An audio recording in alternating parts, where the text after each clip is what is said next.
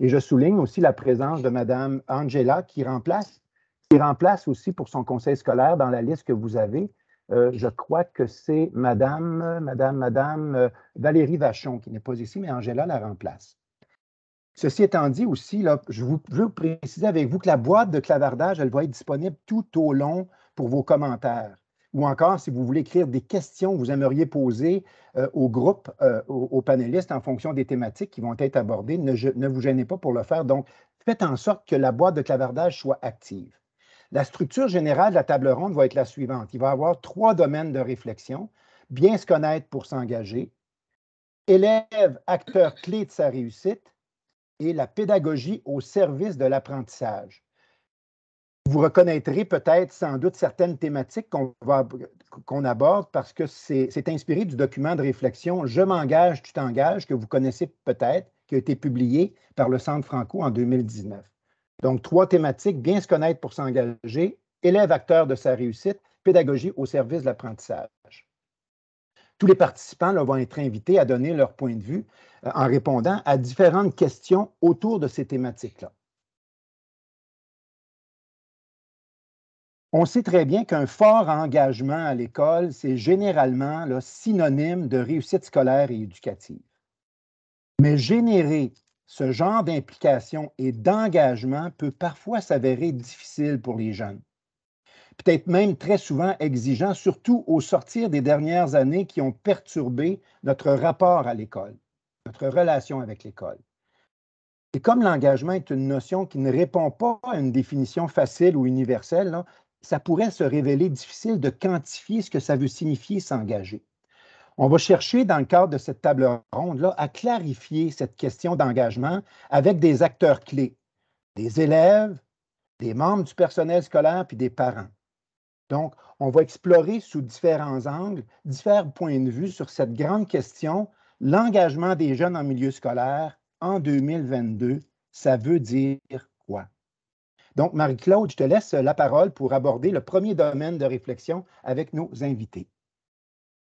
Oh, merci beaucoup, André. Alors, c'est parti.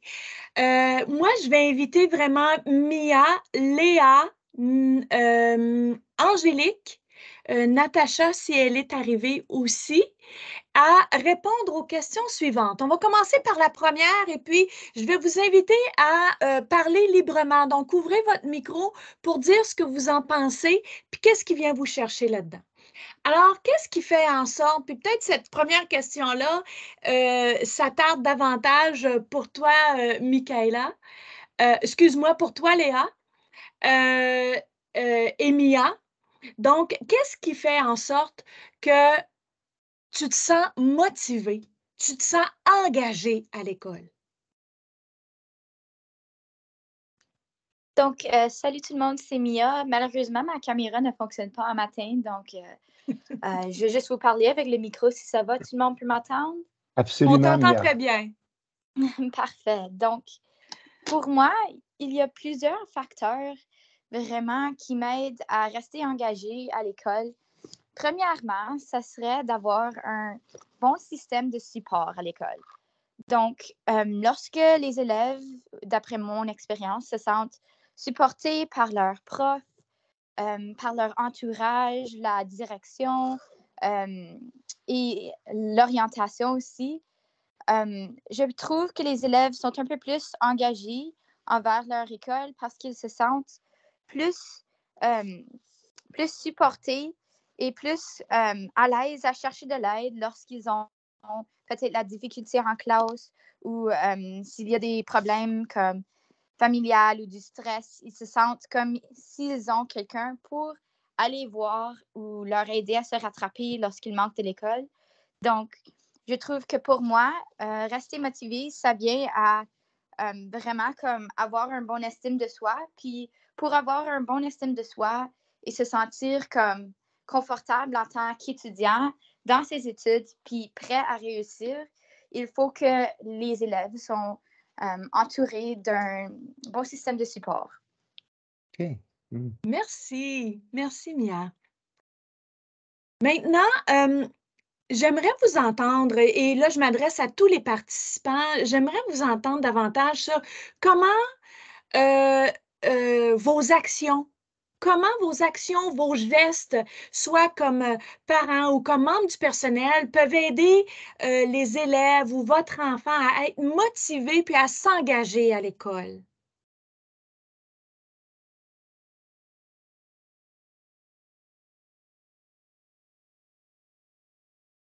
Bonjour. Angélique, veux-tu commencer? Ah, ben vas-y, ma chère, vas-y, Léa. Je vais juste me demander, est-ce que je peux répondre à la première question?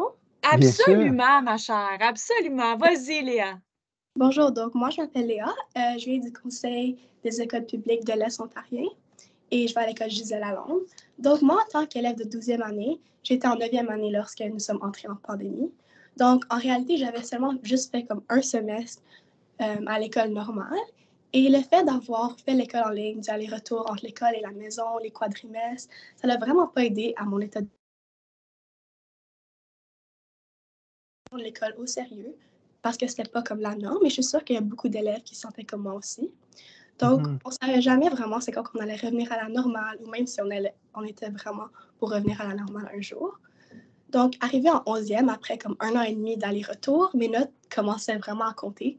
Donc, c'est comme si on était genre pas prêt pour ça. Donc, dans ma tête, j'avais comme encore 15 ans. Et bref, c'était vraiment difficile de s'adapter, vraiment se faire à l'idée que cette année, c'est genre une année importante. Donc, on n'avait pas beaucoup de temps pour complètement changer notre façon de faire et comme notre état d'esprit. Donc, à l'école, pour se sentir motivé, c'est vraiment important d'être dans un environnement sain et dans lequel on se sent confortable. Donc, il y a plusieurs aspects qui font de cet environnement une place où on veut vraiment réussir. Donc, premièrement, c'est genre l'attitude positive des enseignants. Donc, le fait d'avoir une relation de confiance avec la personne qui t'enseigne, moi, je trouve que ça fait un grand changement sur la manière dont on appréhende le travail. Donc, ça nous fait vouloir d'aller en classe, d'avoir une attitude positive et ça va nous motiver. Et ça va aussi nous motiver à genre bien faire dans la classe et travailler sérieusement. Et contrairement genre, à un enseignant qui n'essaie pas de faire des liens avec ses élèves, moi, je trouve ça comme décourageant et ça ne donne pas vraiment envie d'aller à sa classe et de faire le travail. Donc, il y a aussi comme le changement dans la manière d'enseigner. Donc, je trouve ça motivant de genre faire autre chose que d'écouter les enseignants, genre juste lire les diapositives. Donc, par exemple, on peut genre faire des problèmes au tableau, faire comme des cahots, monter des présentations nous-mêmes pour l'enseigner à la classe. Il y a aussi la présence des camarades de classe. Donc, moi, personnellement, avoir mes amis à chaque jour, ça me motive, genre pour aller à l'école et faire des projets avec eux. Donc, ça me motive à travailler et vraiment comme prendre l'école au sérieux.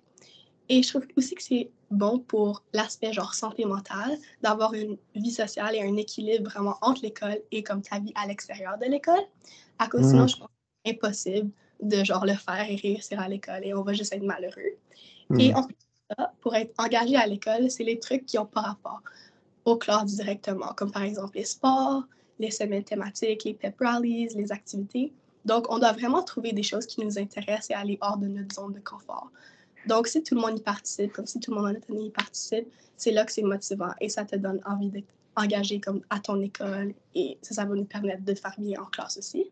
Donc, par exemple, dans le comité des balles définissants et on organise des activités et comme toutes les 12e se rassemblent hors de l'école pour faire des choses et lever de fonds et ça aide vraiment genre l'esprit d'école.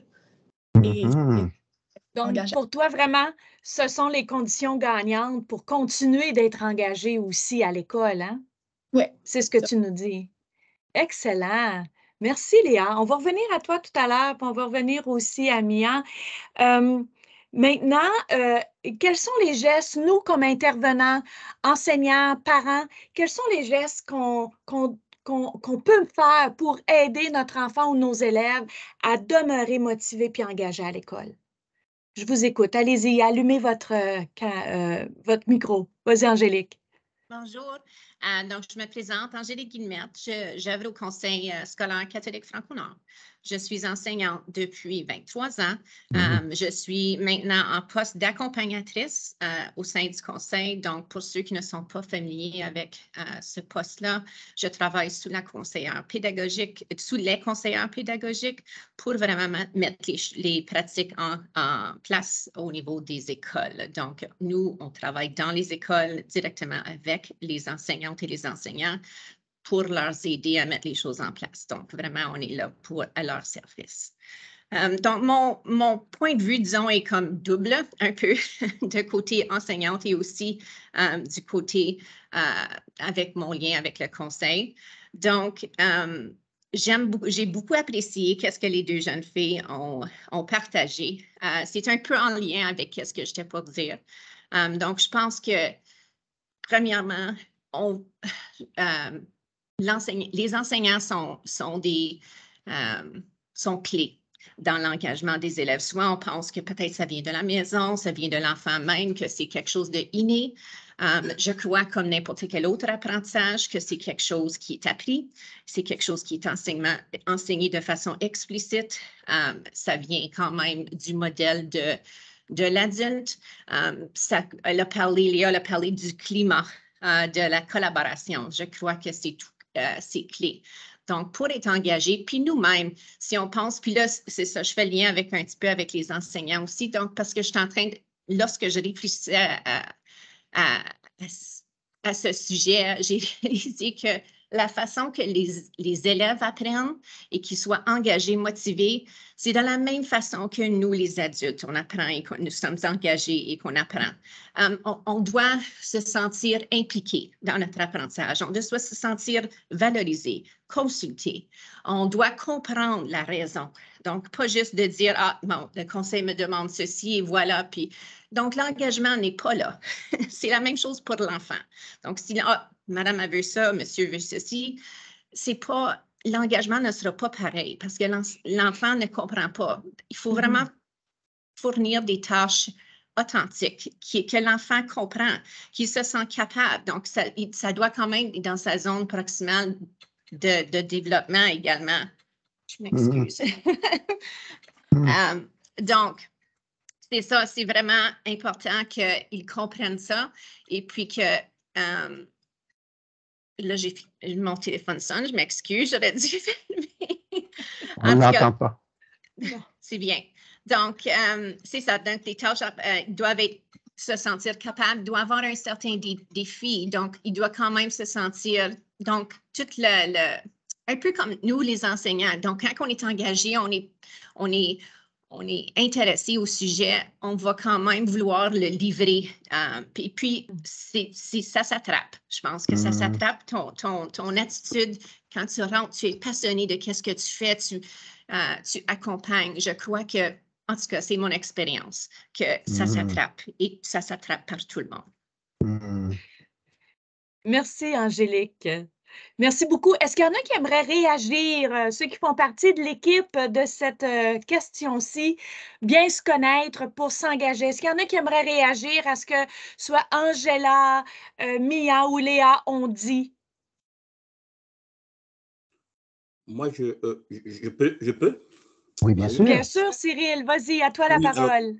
Alors moi, je suis un parent et comme parent, je pense que ce que je vis avec mes enfants, j'en ai 3 dans nos écoles, c'est les écouter vraiment parce qu'ils ont des choses à nous dire et ils vivent des choses, ils ont vécu des choses pendant les dernières années, les derniers mois que nous parents, nous ignorons. Beaucoup de choses enfermées à la maison pour les adolescents pendant des mois, c'est pas facile et on ne sait pas ce qui se passe à l'intérieur dedans d'eux.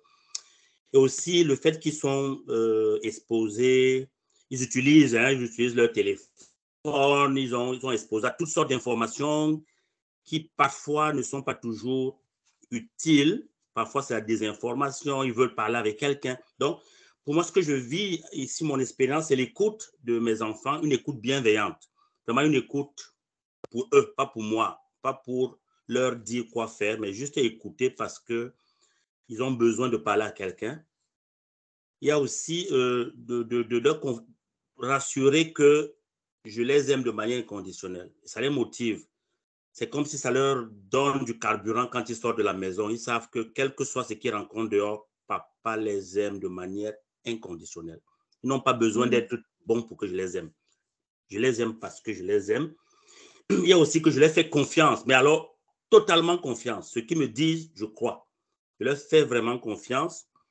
Et puis, il y a aussi que je prête attention à ce qu'ils veulent ce qu'ils veulent bien me dire et aussi à ce qu'ils font dans leurs activités, dans leurs projets. Ils viennent, moi je parle de mon expérience comme parent. Quand je montre à mes enfants que je suis attentionné à ce qu'ils font, ça les motive. Ça fait que lorsque nous dialoguons au sujet de l'école, eux aussi me prêtent attention à ce que je leur dis. Parce que c'est comme s'ils me rendaient ce que je leur donne. Voilà. Donc, c'est pas ce que moi je pouvais dire à ce stade-ci. Merci.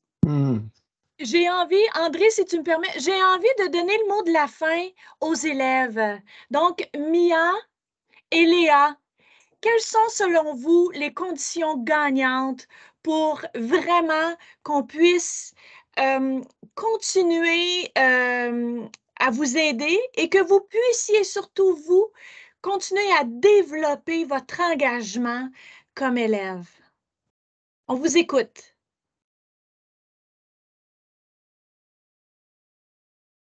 Pouvez-vous m'entendre? Oui, on t'entend. D'accord, parfait. Donc, pour moi, pour élaborer un peu sur ce que Léa a proposé tantôt, je pense que les conditions gagnantes afin de vraiment comme supporter les élèves et faire certains qu'ils sont engagés dans la salle de classe, ce serait probablement de, premièrement, faire certain que la classe elle-même est un espace engageant. Donc, je pense que comme avec les enseignants, c'est important que l'équipe des professeurs et de toute l'équipe comme administrative aussi est toujours comme motivée et engagée à vraiment comme donner les ressources nécessaires aux élèves afin de réussir. Donc, parfois, peut-être, il y a des élèves qui ne sont pas vraiment habiles à apprendre avec un livre. Donc, peut-être se servir de d'autres stratégies en tant que peut-être comme l'apprentissage kinesthétique ou auditif, parce que des fois, comme le visuel, ça ne fonctionne pas pour tout le monde. Puis, oui, puis faire certain que on organise des activités aussi pour que la vie étudiante est excitante et que les élèves ont aussi comme des fois, comme après une pandémie, c'est vrai qu'on a vraiment manqué beaucoup. On était en isolation. Je pense que l'aspect social est presque aussi important que l'aspect académique, afin que les élèves se sentent comme vraiment à leur place, contents d'être là, excités d'arriver à l'école en matin, parce que en fin de compte, vraiment, un élève qui se sent supporté par les profs, qui se sent content, comme qui a un bon entourage avec comme des amis, puis peut-être des classes préférées, comme quelque chose qui l'excite vraiment, c'est là que l'élève va mieux être engagé et plus prône à réussir dans ses cours. Merci, tellement bien dit, ma chère. Léa, veux-tu ajouter quelque chose? Oui, donc moi, je parlais plus de genre moi-même, comme comment que je reste motivée, mais je pense que c'est important que comme les enseignants ou les parents peuvent nous guider à faire ça. Donc, rendu à un certain âge, comme moi, je suis en 12e année, je pense pas que c'est juste l'école qui doit te motiver, c'est vraiment toi qui es ta propre personne et tu dois te prendre en main parce que personne peut te faire réussir, genre c'est vraiment toi à la fin. Donc, en tant qu'élève, une des premières choses à faire pour rester motivé, ça serait de fixer des objectifs et vraiment prendre un moment à nous-mêmes et vraiment penser, bon, moi, je vais à l'école dans quel but? Donc, personnellement, moi, je vais poursuivre des écoles postsecondaires. J'ai besoin d'une certaine moyenne pour entrer dans le programme qui va me permettre de poursuivre ma carrière de rêve. Et il faut juste s'assurer que comme les objectifs soient aussi faisables, donc être réaliste, c'est la clé, parce que sinon, on va se décevoir nous-mêmes et on va se décourager. Donc, il faut aussi se préparer à genre moins bien faire. Donc, c'est correct d'avoir eu un moins bon test. Il ne faut pas vraiment le prendre négativement. Il faut plutôt comme voir l'échec comme une leçon. Donc, on peut le voir comme un bon temps d'apprendre et vraiment comme analyser qu'est-ce qu'on a fait de mal pour mieux performer la prochaine fois. aussi comme établir une routine qui marche pour nous.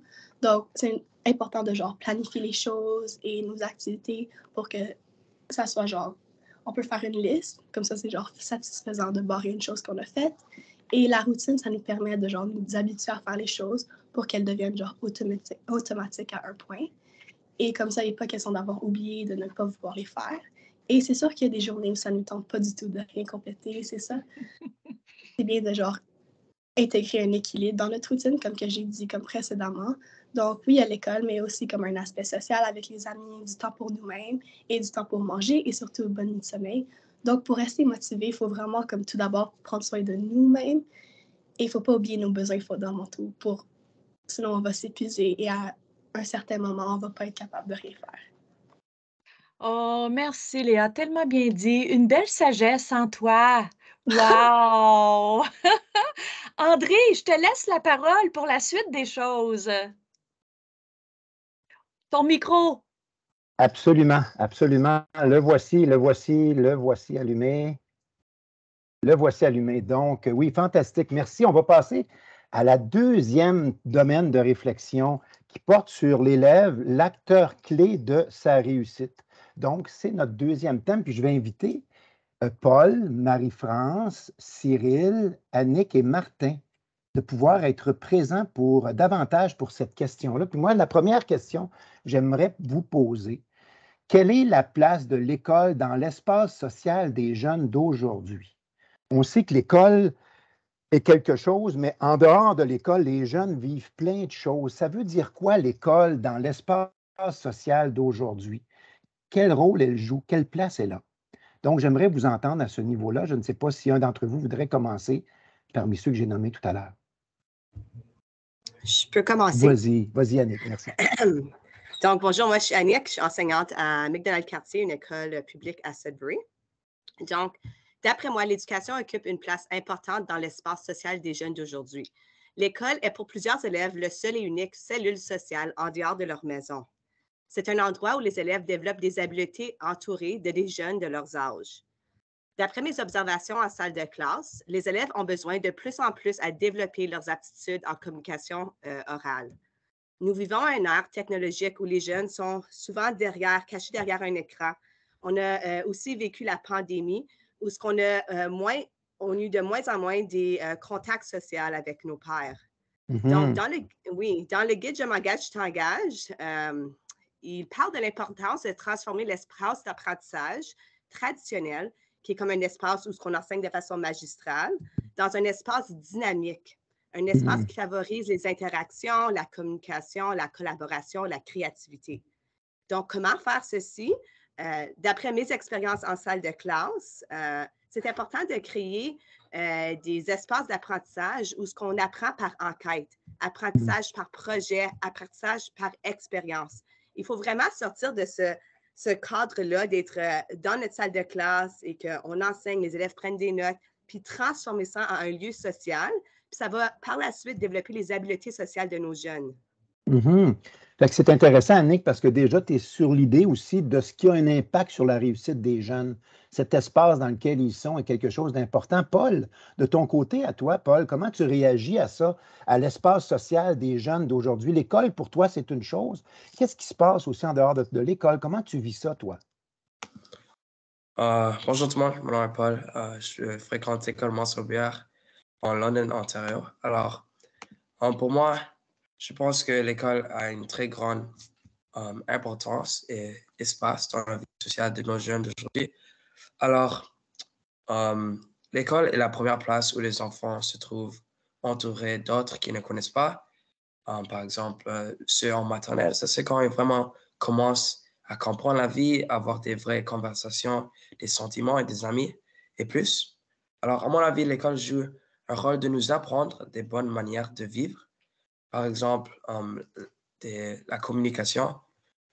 C'est important que nos élèves puissent bien converser dans leur vie. Ça peut vraiment les aider dans leur adolescence et aussi leur vie adulte.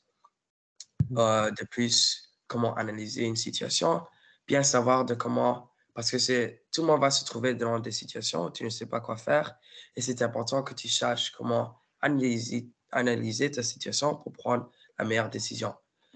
Je pense que vers l'âge du secondaire, les élèves passent par beaucoup de tests et de relations, etc. C'est important que les élèves et leurs enseignants fassent leur mieux, que les élèves n'ont pas à quoi de plus stresser. Moi, personnellement, dans des temps où je ne me sens pas le mieux, j'ai, comme par exemple, des enseignants qui me réconfortent et j'ai aussi beaucoup des amis à mon école qui m'aident. Alors, je pense que ces conversations et ces clés, toutes ces choses apportent une très grande importance. Et en conclusion, je pourrais dire que l'école joue un très grand rôle dans la vie sociale des jeunes d'aujourd'hui. Merci beaucoup, Paul. D'autres réactions? Je ne sais pas, Martin, peut-être? Oui, ben en fait, c'est très intéressant. Effectivement, l'élève passe à peu près un quart, là, pas de sa journée, de son temps à l'école. Donc, il faut absolument que ce soit un endroit où il vit des expériences positives. Puis, tout l'aspect construction identitaire qui fait partie du mandat de l'École de langue française, on a tendance à l'oublier. On construit les savoirs, mais on construit aussi l'identité. Puis c'est là que ça vient vraiment jouer un rôle dans l'espace social de l'élève. Je vais parler beaucoup de l'animation culturelle parce que je trouve que ça, c'est une des techniques qui a le plus d'impact là, depuis que ça existe. Le processus qui mène à l'engagement est relativement simple. Ça commence avec l'éveil. Puis j'écoutais Léa tantôt qui en parlait sans le nommer. Ça prend des occasions d'éveil. C'est-à-dire qu'il faut nourrir la curiosité naturelle de l'élève et pour ça, il faut présenter des référents. Il faut présenter des styles, des outils, des méthodes d'expression. Les élèves l'ont dit, quand on apprend différemment, souvent, ça nous motive. Mais il faut présenter à l'élève ces méthodes-là. Donc, la méthode par enquête, par exemple, qu'Annick disait, comme il faut qu'il vive pour pouvoir dire comme « Ah oui, ça, j'aime ça ». Si tu nourris tes enfants de brocoli exclusivement, quand tu vas leur demander qu'est-ce qu'ils veulent pour souper, ils vont peut-être dire brocoli parce qu'ils ne connaissent pas autre chose. Fait que ça, c'est vraiment important d'avoir ça en tête. Parce que suite à ça, ça mène à l'identification. Donc, une fois qu'on a nourri le bagage de l'élève, ben, il va accrocher à certains éléments. Il va dire, oui, ça, c'est pour moi. Il va développer la capacité d'évoluer auprès d'un groupe, puis ils vont se réunir. C'est pour ça que dans l'école, c'est vraiment important, les clubs, les groupes sociaux, justement, les travaux qui vont à l'extérieur, parce que c'est là qu'ils vont aller socialiser. Donc, c'est pour ça que ça, c'est vraiment important. Puis ça fait partie du rôle de l'école. Si on pense que les élèves apprennent juste dans notre classe, ben, on se tire dans le pied. Puis une fois qu'on a ça, ben là, la prochaine étape, c'est l'engagement, c'est la prise de position, c'est l'investissement de temps pour une cause, pour un groupe, pour faire cheminer le groupe. Je dis souvent aux gens, comme avant, si tu penses à ta chanson préférée, avant d'être ta chanson préférée, là, c'était juste une autre chanson que tu n'avais jamais entendue. Fait que le rôle de l'école, c'est vraiment d'offrir aux jeunes toutes ces opportunités-là pour que l'élève puisse se faire une tête. Donc, pour la voix des élèves, c'est important, mais il faut nourrir cette voix-là.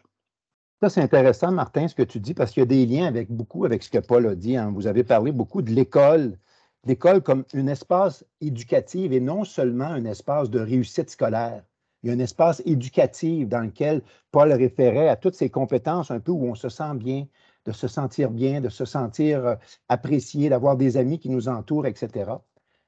D'autres réactions, s'il vous plaît, peut-être d'un parent ou de Marie-France concernant la question, l'impact de l'école, l'espace social des jeunes d'aujourd'hui, quel impact ça a sur la réussite des jeunes? Quel impact l'école a sur la réussite éducative et scolaire des jeunes? Alors, si je peux dire quelque chose, mon expérience de parent, l'école est vraiment le point d'ancrage et l'espace de socialisation le plus important dans la vie de mes enfants. En dehors de la famille, évidemment. En dehors de la famille. Mais quand je dis école, ce n'est pas seulement un lieu d'apprentissage, ce que je vois. Parce que l'école, c'est là où elle a trouvé ses amis. Je parle de ma fille adolescente, c'est là-bas qu'elle trouve ses amis et elle est en contact avec ses amis. Après l'école, parfois jusqu'à tard, les fins de semaine, etc. sont un lieu de socialisation intéressant. Parce que moi, j'ai grandi avec des amis, j'avais plein d'amis, parfois je les plains. Parce que moi, je jouais, hein, nous, on jouait dans la rue, on courait, on n'avait pas peur d'être agressé, même lorsqu'on avait 10 ans. Aujourd'hui, j'ai peur de laisser ma fille de 15 ans sortir tout seul.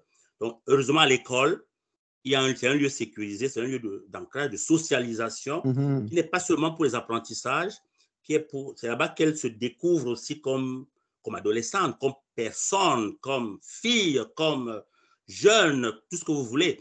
Donc, c'est important, même sur le plan affectif, le plan, j'imagine, sentimental, je n'en sais rien, mais j'imagine. Donc, c'est important aussi ce point-là pour, tout à l'heure, Léa parlait de l'équilibre qu'il faut toujours garder. Je pense que c'est important. Moi, comme parent, de ne pas être naïf et de penser que l'enfant ne connaît que ce que je lui dis et puis ce que son enseignant lui dit. Ce n'est pas vrai.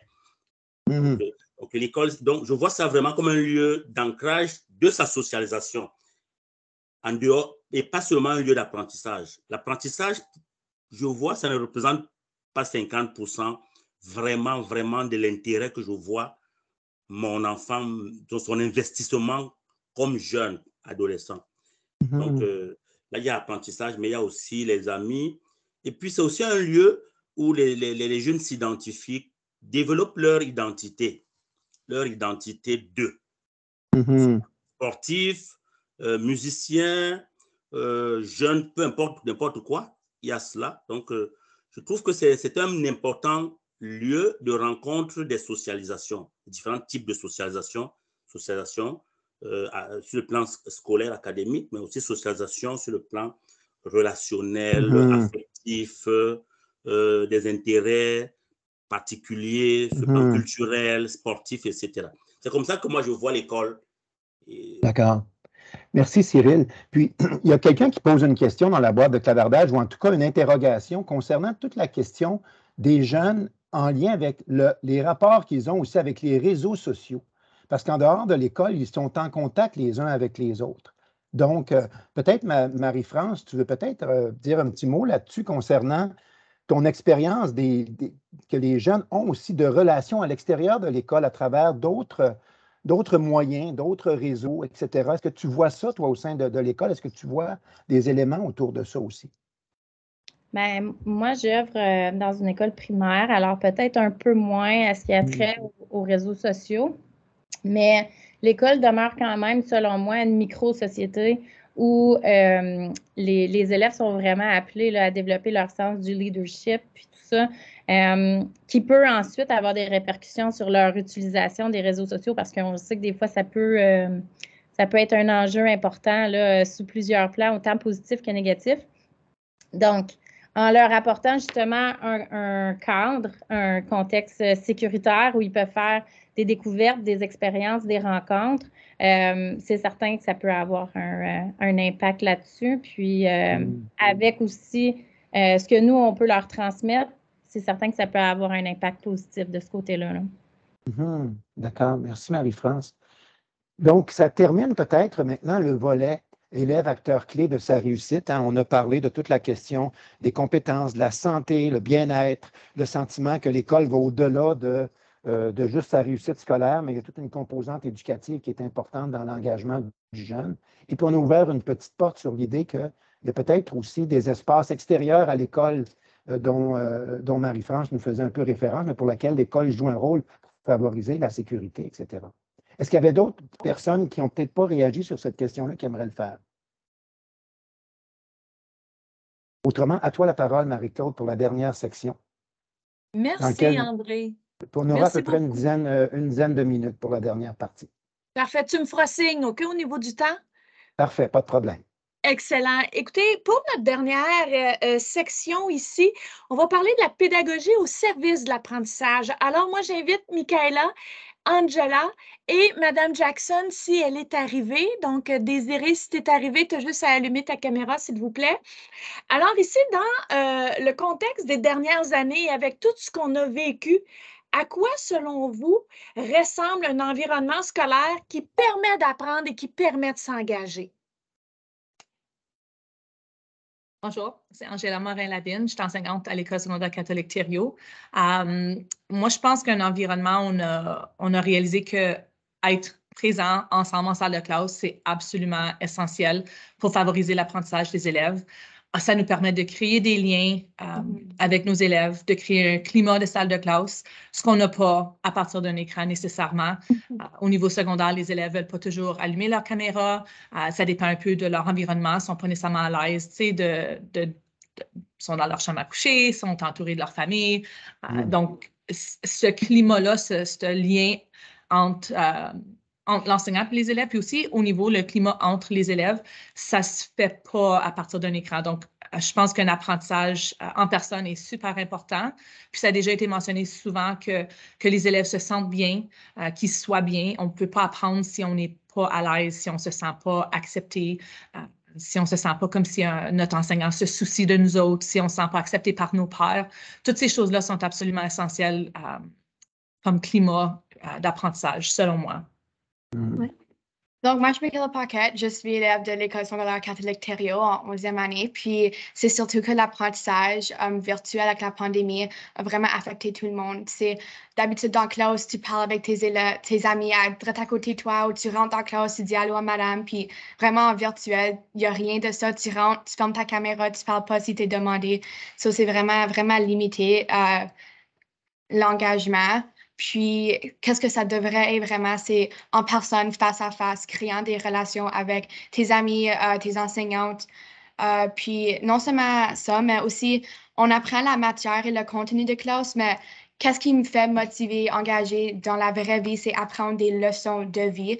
Parce qu'en réalité, oui, un élève peut contenir qu'est-ce qu'il a appris en classe, mais si l'enseignant est en train de nous donner des conseils de qu'est-ce faire dans le futur, comment garder des relations entre autres personnes, c'est la majorité vont garder ces leçons de vie là au lieu de des verbes, la mathématique, tout ça comme ça. Comme quand je demande à ma mère ou mon père, eux autres, ils ont retenu toutes les leçons de vie de leurs enseignants au lieu de une équation, n'importe chose comme ça. Donc, c'est vraiment ça. Michaela, tu parles tellement bien par rapport à ça aussi, puis ça va de génération en génération. Tu dis exactement ce que plusieurs adultes parmi nous avons aussi vécu. Donc, ça se perpétue. Tu as une belle vérité en toi qui dit que ce qu'on retient de la personne, c'est pas ce qu'elle nous a montré, mais c'est la relation qu'on a établie avec elle. Tout à fait. Excellent. Est-ce qu'il y en a d'autres ici qui aimeraient ajouter à ce que Angela puis Michaela ont dit? Oui, je n'en vois là. Voici Marie-France. Oui, c'est pas ma question, mais ça m'interpelle vraiment. Puis je trouve que c'est super ce que tu dis. Puis ça me fait penser à écoute, c'est très, très vieux, là. C'est un philosophe italien, à un moment donné, qui a dit, lui, il est né dans la fin des années 1400, puis il est décédé début des années 1500. Puis lui, ce qu'il disait, c'est quand les gens regardent un nouveau concept, une nouvelle idée, un nouveau projet, peu importe, ben le premier réflexe, ça va être de dire, non, ça ne marchera pas, je ne suis pas sûre, parce qu'on se protège d'une façon, si je peux dire. Puis la seule manière de passer à travers ça, c'est de faire, de l'essayer, de le faire par expérience. Donc, ça me fait vraiment penser à ça. Donc, il faut mettre nos élèves, si je parle en tant qu'enseignante, il faut mettre nos élèves justement dans ce contexte d'expérience-là. Il va pouvoir essayer ces choses-là. Puis, Michaela, c'est exactement ça que tu dis, c'est ce qu'on se souvient. Donc, le but au bout de la ligne, c'est de vouloir créer des apprentissages en profondeur, des apprentissages durables. Puis, c'est comme ça qu'on va parvenir à le faire, aller chercher la motivation, puis tout ça. Donc, c'est mon petit grain de sel pour ce sujet. Marie-France, aussi, c'est très bien dit. Où est-ce qu'on doit créer un environnement sécuritaire pour nos jeunes pour qu'ils puissent vraiment être capables de vivre des expériences positives d'apprentissage pour que ça puisse aussi durer longtemps en lien avec ça. Maintenant, comme dernière question que j'aurais à vous poser ici, c'est présentement, là, avec ce qu'on vit aujourd'hui, qu'est-ce que l'école a besoin de transformer afin soit de s'améliorer et afin d'aller encore plus ou encore mieux engager les élèves et vous engager comme élève? Je peux commencer. Je pense que quelque chose qu'on devrait faire, c'est vraiment avec les enseignants de faire certains qui savent des différents styles d'apprentissage parce que pas tous les élèves apprennent de la même façon, puis pas tous les élèves vont retenir la même information de la même façon. Des fois que je dois retourner voir un enseignant parce que la façon qu'elle m'a appris, ça n'a pas fonctionné pour moi, donc elle va essayer quelque chose de différent. Donc, je pense vraiment être attentif que certains élèves ont différentes manières d'apprendre. C'est important, ça aussi, mais le classe d'aménagement flexible, donc pas juste avoir un bureau, puis une chaise, puis ta bulle, vraiment avoir comme une place où que tu entres dans la classe, puis comme tu ressens la vie, comme des bancs, des banquises, une classe avec tes amis, des choses comme ça.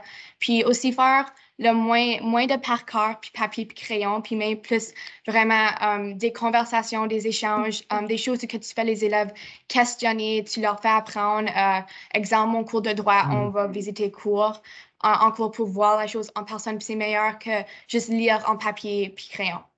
Dans le fond, c'est de vous aider à vous faire réfléchir davantage, à vous faire trouver une logique, un raisonnement, une pensée critique pour vous amener encore plus loin finalement. Excellent. Angela, as-tu quelque chose à ajouter là-dessus? Mais je peux faire un peu de pouce sur l'aménagement flexible que Michael a mentionné. Je me suis lancée là-dedans juste avant la pandémie. Donc, j'ai transformé ma salle de classe suite à un de mes collègues qui l'a fait dans mon secteur, puis j'ai vu un peu l'impact que ça avait sur les élèves, puis comment ils avaient hâte d'aller dans sa salle de classe. Donc, je me suis embarquée tout de suite, puis c'est quelque chose que les élèves adorent. Je leur dis toujours, il n'y a pas de plan de classe, tu t'assois où ce que tu veux, malgré que les élèves prennent toujours la même place. Mais le fait qu'ils ont l'option de changer de place. Il y en a certains qui vont, tu sais, j'ai une banquise, qui vont s'asseoir là, j'ai un sofa, j'ai des tables où les élèves peuvent s'asseoir ensemble. Il y a des places quand même où les élèves ont le choix de s'asseoir seuls, donc comme le randonnion traditionnel. Puis je pense que ça fait juste faire en sorte que les élèves peuvent varier un peu leur apprentissage pour la journée, dépendamment comment ils se sentent. Donc, moi, je me sens comme si je veux travailler aujourd'hui en groupe, mais il y a des journées où ça nous tente un peu moins. Donc, ils ont l'option de faire cette décision-là. Ça permet aussi d'avoir, comme Michael a dit, différents styles d'apprentissage, de varier un peu mon style d'enseignement. Ce n'est pas toujours magistral. Je dis toujours aux élèves, puis ça retourne un peu à ce qu'on disait tantôt, comment l'élève doit se sentir bien. C'est notre flèche. Je dis toujours aux élèves que moi, j'essaie le plus possible d'expliquer de différentes façons les sujets, les thèmes, les éléments à apprendre, mais que c'est à eux de me dire si je ne fais pas bien mon travail. Parce que moi, je ne peux pas savoir si tout le monde a compris. Donc, ils doivent se sentir à l'aise de me poser des questions parce que ça veut dire que s'ils n'ont pas compris, ce n'est pas nécessairement qu'ils ne sont pas intelligents, ça veut dire que je n'ai pas fait mon travail. Je ne l'ai pas expliqué d'assez de façon variée. Donc, c'est à eux de se sentir à l'aise avec moi, donc l'importance de créer un lien pour qu'ils puissent me dire « Hey, Madame Petitcoise, ça n'a pas collé avec moi la façon que tu l'as fait. Y a-t-il une différente façon qu'on peut le voir? » Donc, pour moi, ça, c'est très important. Oui. C'est tellement important ce que tu dis, Angela, parce qu'en même temps, comme enseignant, on doit pouvoir se sentir vulnérable et se permettre d'être vulnérable aussi pour que les élèves se sentent à l'aise de venir nous parler. Puis de démontrer qu'on est imparfait, bien, c'est exactement ça, parce que ça leur montre aussi qu'eux autres ont le droit d'être imparfaits, puis de faire des erreurs pour justement continuer d'avancer. Donc, wow, c'est pas je sais pas. C'est correct de ne pas tout savoir. Donc, ça fait un modèle pour eux autres de réaliser que ce n'est pas nécessaire de savoir tout, mais de s'informer, de questionner, d'aller faire tes recherches pour par la suite le savoir puis pouvoir leur répondre. Donc, ça, absolument. C'est tellement vrai. Merci, Angela, de cette belle sensibilité. Puis, on va terminer peut-être avec Angélique, parce que Marie-Claude, il va falloir qu'on s'apprête à terminer, mais Angélique avait levé la main. On te laisse le mot de la fin, Angélique. Bien, merci beaucoup. Non, je voulais juste réagir un peu à ce qu'ils ont dit. Malheureusement, c'était pas bien. Mon téléphone avait sonné, puis ça m'avait déconcentré, puis j'avais perdu un petit peu le fil de mes idées. Mais c'était finalement mon fils. Puis justement, je veux faire ce lien-là avec, comme parent aussi, de voir mon enfant, de voir mon élève. Puis je pense que je suis devenue meilleure enseignante puisque je suis parent, de voir mon enfant, lorsque mon enfant revenait à la maison puis parlait de comme les entretiens qu'il avait avec son enseignant. Parfois, c'était quelque chose que l'enseignant lui avait partagé de sa vie, de vraiment être honnête aussi de nos erreurs, de nos sentiments. Je sais que quand on est revenu en salle de classe, c'était la façon que j'ai pu rejoindre mes élèves, c'était de leur laisser savoir comment moi je me sentais aussi, pour qu'ils se sentent comme si leur sentiment était normal. Puis on en a jasé beaucoup, beaucoup, beaucoup. Puis je pense que c'est clé ça. Puis c'est de reconnaître que chaque enfant de ta classe apprend différemment. Puis l'enseignant a le droit de faire des erreurs. L'enseignant a le droit de se réajuster, tout comme l'élève. C'est un processus d'apprentissage. J'inviterais, merci beaucoup, Angélique, de ce mot de la fin qui est fort inspirant aussi. Puis j'inviterais maintenant Hélène Louca, qui est conseillère pédagogique avec l'équipe provinciale tactique, de nous faire un petit peu son coup de cœur dans ce qu'elle a entendu. Donc, Hélène, merci d'être là. Je vous invite aussi, pour ceux qui sont en ligne, d'aller voir la boîte de clavardage qui est extrêmement active et fort intéressante. Donc, n'hésitez pas, s'il vous plaît, à regarder ce qui a été dit. À toi, Hélène, la parole. Qu'est-ce que tu retiens d'important? Oui, merci, André. Puis, d'abord, quelle belle façon de commencer ce colloque TAC 2022. Merci pour la participation. Là, on cherchait à répondre à la grande question des jeunes en milieu scolaire. L'engagement des jeunes en milieu scolaire, ça veut dire quoi? Mais je pense qu'en première partie, Léa l'a bien expliqué, hein, l'engagement, c'est de bien se connaître. Donc, Léa t'a mentionné, t'a parlé d'entreprise de soi, de se fixer des objectifs, que Mia aussi est venue appuyer. A-t-il l'a souvent souligné, la relation saine qu'établit l'enseignant avec son élève, c'est la clé de la réussite, la clé de l'engagement. Puis vous l'avez fait ressortir, Mia et Léa. Donc, coup de cœur pour vous deux à cette première partie. On a enchaîné ensuite avec l'élève qui est un acteur clé de sa réussite. Puis ce que j'ai retenu, c'est Martin, tu as dit la phrase « la voix de l'élève, c'est important, mais il faut la nourrir aussi, cette voix-là. Hein? » Donc, on parle souvent de l'importance de laisser la place à l'élève, mais ce que j'ai trouvé intéressant, c'est quand tu as mentionné, Martin, qu'on veut que le jeune puisse se construire dans un milieu éducatif et scolaire. Donc, il faut la nourrir, cette voix-là. Marie-France qui a renchéri en disant, mais c'est justement dans cette micro-société qu'on peut... on va laisser l'élève faire des découvertes, puis c'est important de laisser cette place centrale à l'élève. Donc, super intéressant. Puis, dernier petit coup de cœur dans la troisième partie de la pédagogie au service de l'apprentissage que j'ai trouvé particulièrement intéressant, c'est que nous, les adultes du système scolaire, on parle continuellement de différenciation pédagogique. Puis, tout au long de la table, et particulièrement chez Michaela, c'est exactement ce que Michaela nous a partagé. Hein? Offrez-nous des environnements variés. Permettez-nous de vivre des apprentissages dans un contenu différencié. Donc, j'ai trouvé ça très intéressant, Michaela, que tu apportes la différenciation d'un côté, d'un point de vue d'élève. Donc, c'était une excellente table ronde. Merci, André. Merci beaucoup, Hélène. Merci d'avoir fait là, ces liens importants pour chacun des morceaux qu'on a traités ce matin. Et maintenant, on va vous donner un peu l'observation de votre côté. Sans qu'on ne vous l'ait dit, on avait François Clich qui était avec nous, qui a préparé un croquis-notes tout au long des conversations qu'il y a eu. On va maintenant afficher le croquis-notes là où il en est actuellement. Puis on vous invite, à chacun d'entre vous qui est en ligne, d'aller identifier votre coup de cœur, si vous voulez bien. Donc, François, je vais te demander si tu es en mesure d'afficher le croquis-notes. Et puis, je vais demander aussi à Marie-Claude, de son côté, de jeter un coup d'œil particulier sur son coup de cœur à elle, Marie-Claude qui était co-animatrice avec nous. Donc, on vous invite, là, si vous voulez même écrire dans la boîte de clavardage certains coups de cœur ou le coup de cœur que vous avez retenu à la lumière de ce que nous allons afficher dans quelques instants. OK. J'arrive. En passant, il y a de très bons commentaires. Martin, tu as totalement raison en disant qu'il n'y a pas personne qui a nommé que pour eux autres, c'est important de couvrir la totalité du curriculum. Hein? Merci, Martin. Oh, wow. Donc, est-ce que c'est bon? OK. Donc, on avait plusieurs.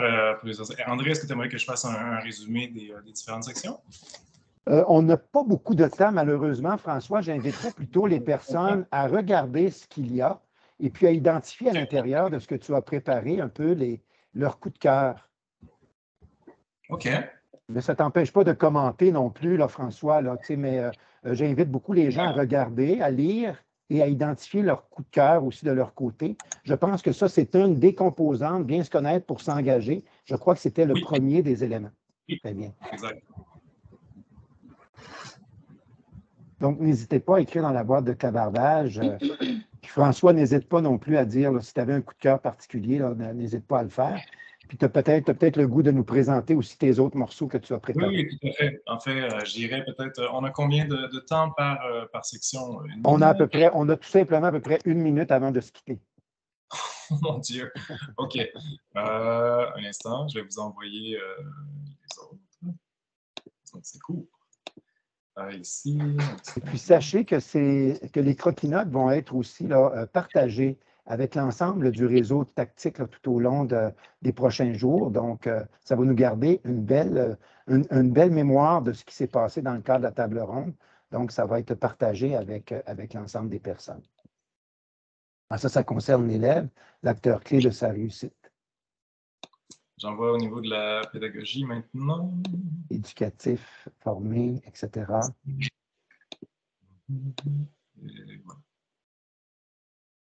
Et le dernier morceau ici.